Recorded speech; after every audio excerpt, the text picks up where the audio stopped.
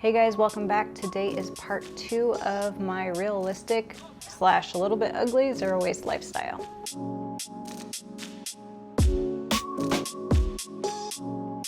So I'm gonna go ahead and just list off a few things that I do that is not very glamorous, but it helps me try to maintain a more sustainable lifestyle, at least to the best of my abilities. Without further ado, let's get into them.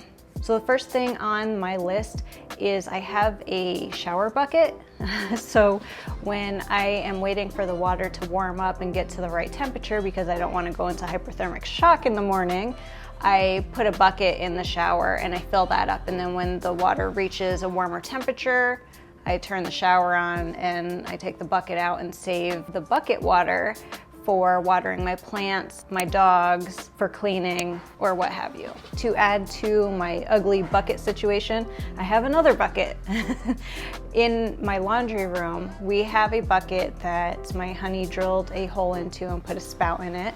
And then we have an aerator pump that goes to it, and we fill that up with the shower water. With the aerator going, it helps the water be a little more, I guess, gentle on our plants. So we then use that water to fill our pitchers and pour into our houseplants. Another thing that I do is in my junk drawer, I save rubber bands and twisty ties that come on produce or electronics or, things that rubber bands and twisty ties come on. I collect those in my junk drawer and I reuse them for corralling wires or whatever else. I also donate some of the rubber bands to a thrift store that uses them a lot. That business is always looking for little things like that, and when I donate regular things like clothes or furniture or whatever, I also give them rubber bands and things like that.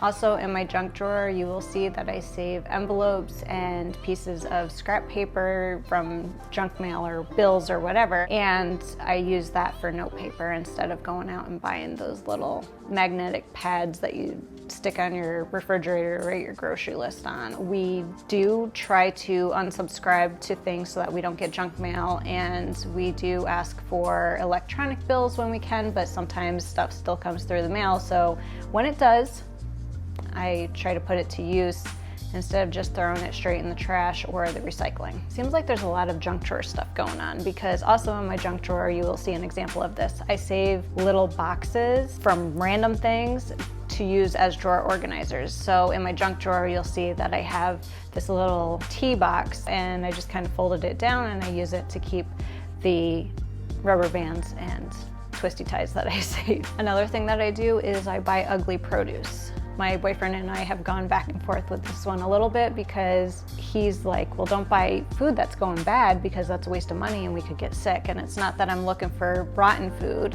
Nobody wants to buy rotten food, but a lot of grocery stores pride themselves in selling the most beautiful looking produce, and sometimes slightly scarred or sunburned or bruised produce will get thrown away, and I think that's a shame. So when I see something that's imperfect, like a scuffed up looking zucchini or a bruised looking banana or an avocado with scarring on it, I'm going to take that over the perfect looking one, as long as it seems like it's still edible. You know what I mean? If it still looks good and it's just that the skin is damaged a little or slightly bruised, I don't see what the problem is. Actually, I prefer my bananas to be slightly bruised because of my dietary needs. So, I mean, that's a win-win for me. I actually talked to the grocers where I do my grocery shopping. I talk to the employees there periodically and I ask them if they have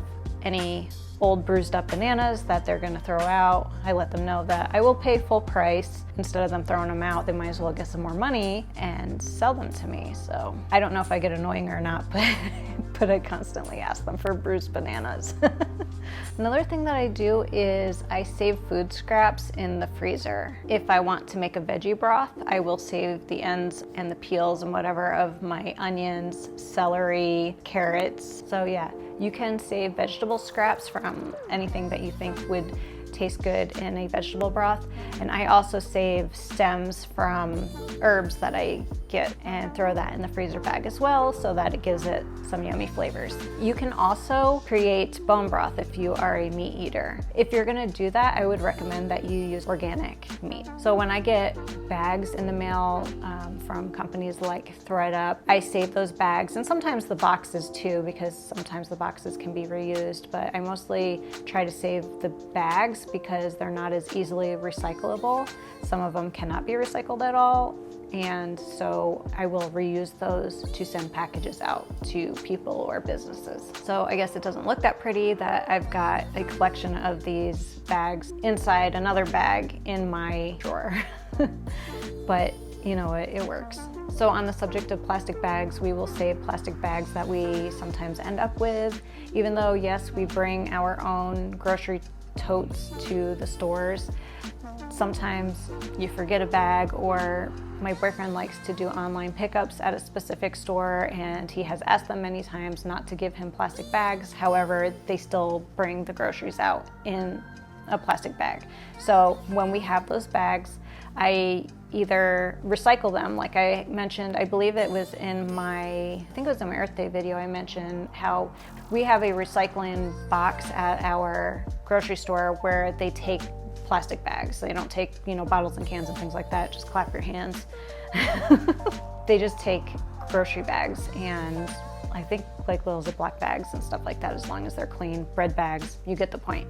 So I will take them there, but when we need our trash cans in our bathrooms lined, I will use them for that. Also, you know the plastic bags that you get from electronics, like if you need a new blender, let's say, and you get one and there's a plastic bag over your new blender. We save those clear plastic bags because when we shred paper, the only way that we can recycle it with our municipality out here is to put it in one of those clear plastic bags. They will not take shred paper in any bags unless it's clear plastic. So yeah, I have a box in my entry room that holds bags for our shredding. And I also save banana peels in my refrigerator and I soak them in water to make banana peel tea. I don't drink it, but I actually have heard that you can make a drink out of it. But for me, that's not what I'm doing. I'm actually making a beverage for my plants. Our plants outside sometimes need some potassium. They love it. We had some plants that were not doing too well and we started feeding them our banana tea and they perked right up. They started growing better. So yeah, it looks kind of ugly. At first my boyfriend was like, can you put that jar inside a bag or something so we don't have to look at it? Because he was afraid it was going to be super gross, and it's not disgusting. It's not like there's mold or anything like that growing in there. If there is, I wouldn't recommend dumping it on your plants. It means something went wrong. You should probably, if you're going to do this, keep the banana peels completely submerged in water at all times so that you don't make it habitable for the bad bacteria to grow. But anyway, yeah, it's not very appealing, but it's not super gross. So I don't keep it in a bag. I just keep it as is in the fridge. And that is it for my not so aesthetically pleasing yet realistic zero waste habits. I hope that this video was helpful. If you guys have any quirky or not so pretty zero waste habits or swaps that you do, please let us know in the comments down below. We would love to hear. Thank you so much for watching, guys, and take really good care of yourselves. Dogs, can you calm down a little bit? Their batteries are fully charged today and then some, so. I would recommend, if you are going to do that, to use 100% organic cotton. Organic cotton, oh my God. We have a recycling facility at our grocery store. No, not a recycling facility. Maybe I need to start that part over.